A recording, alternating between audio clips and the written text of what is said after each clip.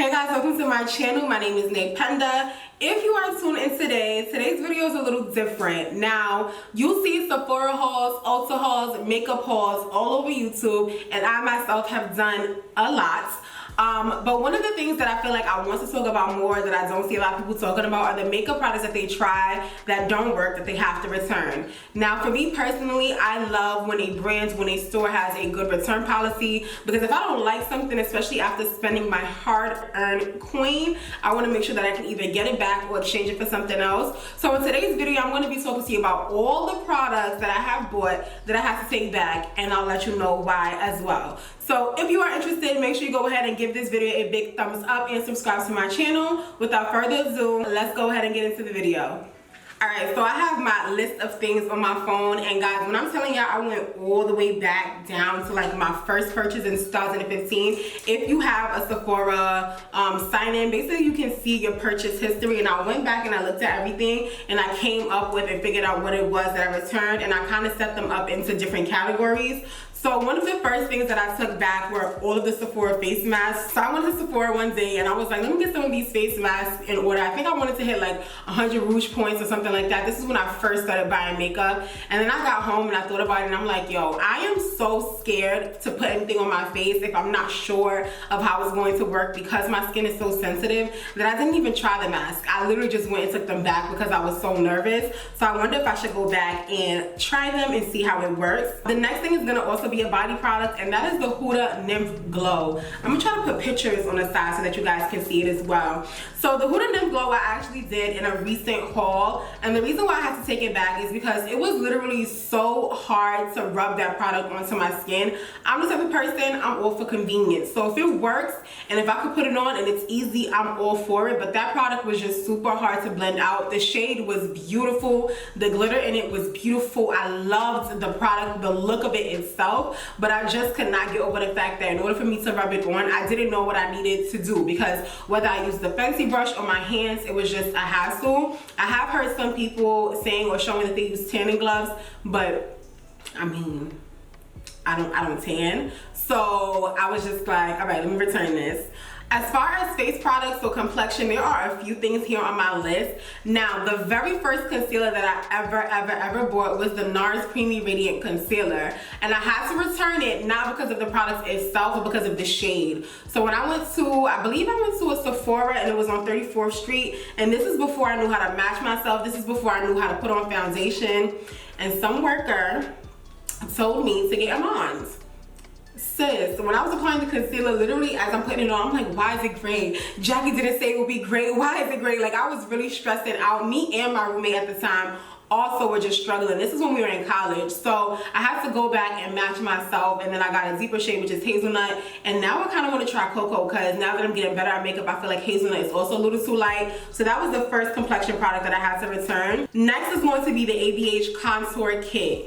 Now, I bought it in the darkest shade, and I remember when I went to Sephora and I was looking at the palette that was outside, I feel like with cream, the more you work with it, the more you touch it, the more it oxidizes or it looks darker, because I swore up and down that that palette was going to work for me. I was like, yes, I'm going to be contoured for the gods. You can't tell me nothing. Honey, the contour product probably looked like a foundation, if not a foundation that was a little too light. So it definitely did not work for me at all. So I literally took that back within the second day, because I got home, opened the package, and I was just like, what am I supposed to do with this? Like, how is it gonna work for me? How?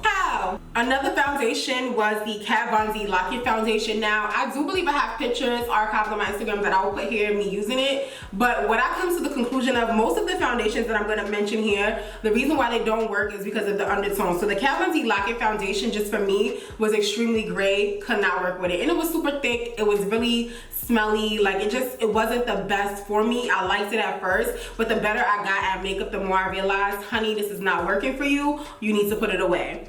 After that, the Becca Ever Matte Foundation. Now, if you guys see the tutorial for this look, I did go ahead and use the Becca Ever Matte Poreless Perfecting Primer. Now, this primer really sucks out all of your oils, like to the point where you're gonna be dry. If you are someone that has normal skin, or if you are someone that has combination skin, you have to be careful with that primer. And the foundation is pretty much the same, but because the foundation is so just like taking everything in, when I say it was pure gray, I was casket ready, okay? Casket ready in that foundation, so it had to go.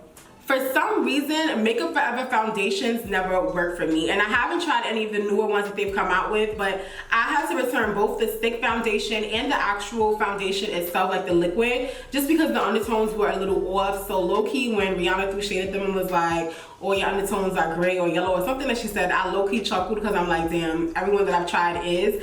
And I actually don't have a lot of Makeup Forever products in my collection. I do want to try it out and see their new foundation and see if it works, but definitely for sure the older one did not work for me. And then the Huda Faux Filter foundation. So I tried this foundation, and when I say the next day I woke up and I had bumps all over my skin, it broke me out completely. I was honestly shocked. I took that back the very next day because I'm just like, I'm not gonna chance it. I'm not gonna risk it. I do not want my skin to be acting up on the cord of trying to look cute in foundation. So that one has to go as well. And then the last complexion product that I took back was a Black Up concealer palette, and I'll put it here if I get a picture. And the reason why I had to take this palette back, honestly, it just wasn't working for me. The cream, it was super stiff, and I feel like it was something that needed like drops of oil or something to make it more, I don't want to say this word, so I'm gonna put it on the screen, to make it more moist. Okay, so because of that, like, it was just like a struggle, so I had to take that back. Now we're gonna get into like eyeshadow palettes. So the first one are like eye products. So the first one that I took back was the Too Faced Sweet Peach palette. Now I have a few Too Faced palettes, and I feel like for the Sweet Peach, it was pretty, but it didn't do much. It was kind of plain for me. Like, I just feel like I didn't get anything from wearing it. There was no excitement when I put it on. And granted, I'm not the best when it comes to eyeshadows, and I mean, you can see this basic AF eyeshadow look that I got on today. But it didn't work. I didn't like it that much. There was no reason. Like, I literally just kept looking at it every time, and I was just like, what is this gonna do for me? Now, don't get me wrong, because there's some palettes that they have, like the matte one that I've used in my favorites video. I haven't used that in a while, but I like that because the colors are dark enough so that I can actually do things with it. But I feel like the Sweet Peach palette wasn't deep enough for someone of my complexion, so I took that back.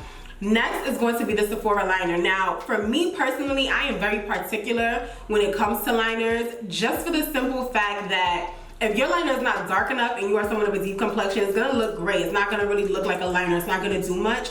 So I had to take that liner back just because I felt like it looked more gray than it did a jet black, which is what I wanted. Next, for lashes. Now, for me personally, I have extremely sensitive eyes. The reason why I've actually been going for an additional week over what I planned is because I had an eye infection based on like glitter getting in my eyes. So my eyes are extremely sensitive. If one thing gets in it, it's over. And I remember when I was first applying makeup and I'll be putting on lashes, my eyes were always red the next day. I always had to put in drops, and I couldn't figure out why until I started to realize it was the eyelash adhesive that I was using. So for me personally, the duo glue that I like to use is the one that is stripped. It has green, and after a few videos of like doing my own research, you know, when you think something is wrong with you, Google's your best friend. Google will tell you have all types of diseases, but the one thing that I got from looking up what was wrong with my eye is that formaldehyde was in the duo lash glue that I was using, and the one that has the strip does not have formaldehyde in it. So if you are someone that is struggling with like lashes, or your eyes are always irritated after you put on glue, maybe try using a different lash glue. So I think I don't know if I returned that or if I just threw it out, but it did not work for me. Now, if you guys know, the only under eye eyeliner that I use is the Marc Jacobs Black Her liner. That is the only under eyeliner I use, again because I have sensitive eyes. Now, I tried to buy their colored liners thinking, oh sis, you about to be cute, you about to have these colored eyeliners popping, you about to be on your Princess Bella flow, and my eyes said, girl, bye.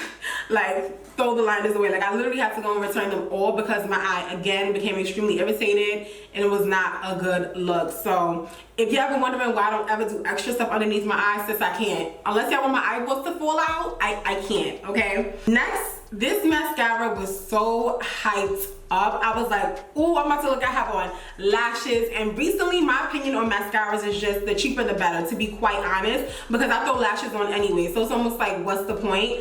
But I did go ahead and try the NARS Climax mascara, and it just didn't do anything for me. I don't know if maybe I wasn't using it right. I'm not gonna give it that excuse, but for me personally, it did nothing for me. It didn't excite me. There was no need to keep it, especially when it was like $30. I just took it back.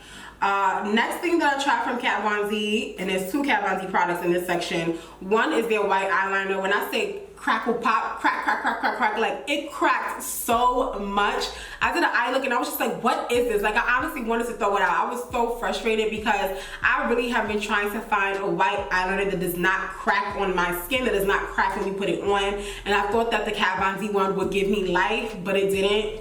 It gave me nothing but regret. So I ended up going ahead and taking that back.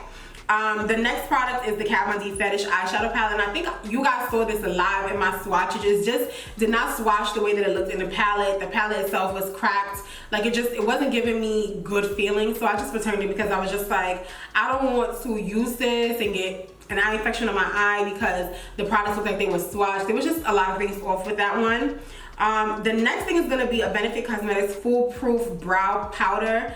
I think that I just was using the wrong shade. I'm going to try it now because Benefit did go ahead and send me some products. So I'm going to try it out again. But when I bought it, I definitely returned it for the simple fact that I didn't like the way that it looked. Right now, I am in love with my brows, and if you watch this tutorial, you'll see how I got it done, but I did use the Benefit products. So there's other things that they have that I think are better, but that powder just was not working for me. So now we're gonna get into like more face products. So one of the things that I tried was the Cover FX Foundation Pressed Powder. Girl, when I say my skin was itching, my skin was itching for days, and I did not know what was making my skin itch. And this is why I am highly against, even though I'm gonna try to do them, I am highly against like trying on a bunch of new makeup at the same time because I have extremely sensitive skin. So God forbid I put on like a few different things, I'm not gonna know what actually irritated me for the simple fact that there's so many things piled onto each other,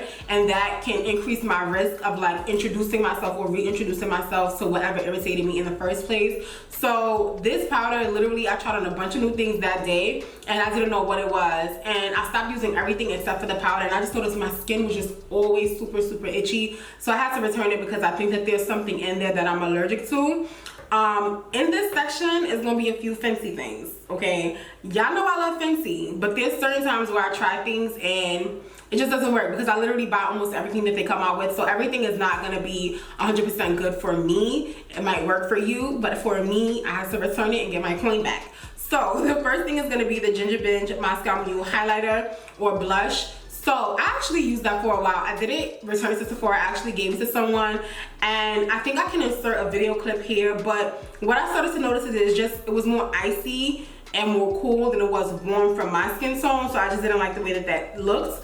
I'm gonna separate the fancy products so it's not just a list of fancy. Next thing that I returned is the Urban Decay Velvetizer. So this was something that came out a few years ago and people were going crazy over it. When I tell y'all, I put that on, I didn't even look gray, I looked white, like white. When I took a flash picture, it was white. And I don't know if I used the product wrong, maybe I didn't follow the instructions, maybe I just tried to do it on my own. I believe I mixed it in with like a more dewy foundation and then I put it on and it just basura. Garbage for me. Next was the Fenty Fairy Glittery Pom Pom. Now the reason why I returned this is because I got home, I tried it, and I was like, you spent almost $50 on this. You spent $50 on glitter in a pom pom. And the glitter wasn't even coming out that much. So I was just like, nay, you're not rich, okay? Take it back. So I took it back not because I didn't want it, but because once I got home, once the high of getting it wore off, I was just like, did I really just spend half of $100 on a glitter pom pom that glitter doesn't come that much out of? So I just returned it. Next is going to be the Diamond All Over and How Many Carats. So that was their icy highlighter, and I actually did a review and tutorial on it, and I'll link that above here. But in my tutorial itself, I said that I just feel like it wasn't complimentary to my skin tone that much. There were people that commented and they said that they found other people who made it work. And for me personally, I think that when it comes to this idea of like cool highlighters versus warm highlighters, it's all about your preference. Because Nima, y'all know I love Nima. Nima, she likes like icier highlighters. things that are more silver tone. And I'm the complete opposite. Those are the highlighters that I literally cannot stand. I love warm tone highlighters, bronzy, glowy highlighters that I feel like are just more on the warm side. So that highlighter from Fenty just didn't work for me based on my preference, so I had to return it. Next is going to be the Fenty Chills highlighter. So I got two of them. There was the Water Brat, which was more pink, and then the Chills one, I also did a tutorial or review on that, which I will link above as well. And I feel like the blue one wasn't giving me life. Chills was not giving me life as much as Water Brat was, especially because I have the Alchemist palette where there's a blue that's icy that has less of the silver specks. So I think for me, when it comes to Fenty, the products that I don't like are the ones, again, that are just too cool or that are too icy or silvery. So I returned that. And then recently I bought Penny For You Thoughts, and I also did a review of that product here as well. And I bought a few products in that I kept. So I kept the bronzer, but I did not keep the Penny For You Thoughts just because it didn't really, it was too simple for me. And it was a thing again where it was just like, did I spend $40 on this? Where there's other highlighters that are more my style, that are more glowy, bling blingy, and I feel like for me it was just a little too natural. But now I kind of regret taking that back. That's the one thing that I think I'm gonna actually re-pick up, and I want to try it on my eyes because I saw Curls for the Girls actually use it as an eyeshadow, and I feel like with that product it was like I tried it as a highlighter, it wasn't my style, and I didn't give it another chance. I just kind of was just like, I don't want this, I'm gonna take it back. And it took a while for it to make me feel like I didn't want this, because at first I was like, okay, I could work with this, and you'll see that in my review as well. I was like, I could work with this, but then I kept thinking about it, and I was just like, $40, I'm probably not gonna use it that much unless it's like for work. Let me just take it back. So I did do that. And then that's it for the face section. And then the last two products were lip products. So one is gonna be Kat Von D Argentina lip. I honestly don't know why I took it back. I just saw it on my list and I was just like, I don't have that, so I know I took it back, but I can't tell you why.